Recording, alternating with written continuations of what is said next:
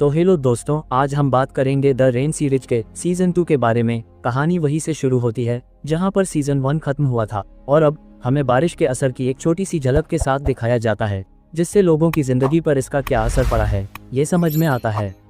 तभी एक military jeep तेज रफ्तार से निकलती है जिसमें साइमोन और रासमस अपने पूरे ग्रुप के साथ मौजूद होते हैं। पैट्रिक गाड़ी चला रहा होता है लेकिन उनके पीछे अजनबियों का एक ग्रुप लगा होता है। पैट्रिक अपनी बेहतरीन ड्राइविंग स्किल्स दिखाते हुए उनमें से कुछ को पीछे छोड़ने में कामयाब हो जाता है, लेकिन थोड़ी देर बाद जंगल से और भी लोग निकलकर उनका पीछा करने लगते हैं।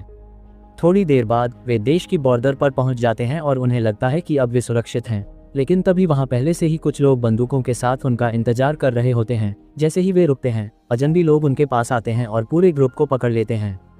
उसी समय फ्रेडरिक वहां एक महिला ऑफिसर कीरा के साथ पहुंचता है। अब साइमोन फ्रेडरिक से बहुत गुस्सा होती है और उस पर वायरस फैलाने और रासमस को मारने की कोशिश करने का आरोप लगाती है। तब फ्रेडरिक उसे शांत करने की कोशिश करता है और एक कागज देता है जिसमें उन जगहों के कोऑर्डिनेट्स लिखे होते हैं जहां वे रासमस को बचाने के लिए मदद पा सकते हैं।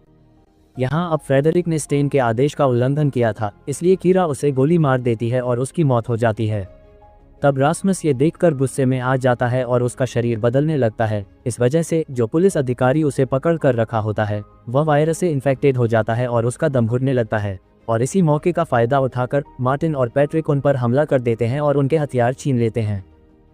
फिर वे वहां से तेजी से भाग जाते हैं, जबकि कीरा उन पर गोलियां चलाने की कोशिश करती है, लेकिन उन्हें एक भी गोली नहीं लगती है।